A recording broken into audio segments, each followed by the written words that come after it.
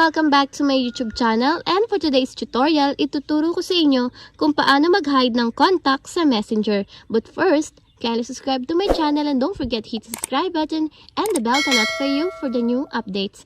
And if you want to learn more, just keep on watching and let's start. So for today's video, gagamit tayo ng Messenger application. So i-open na natin.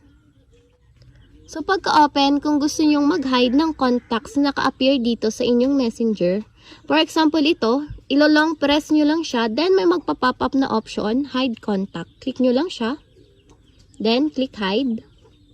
So yan, automatic nawawala dun sa contact list ninyo sa Messenger yung person na hinide ninyo. So yan, for example, i-hide ulit natin. Long press nyo lang siya, then hide contact. So, yan. Nawawala siya dito sa inyong Messenger.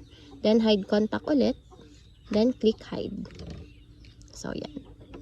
So, yan. Ganun lang kasimple kung paano mag-hide ng contact sa Messenger application. If you have a question, can you comment down below. And don't forget to hit the subscribe button and the bell to notify you for my new updates.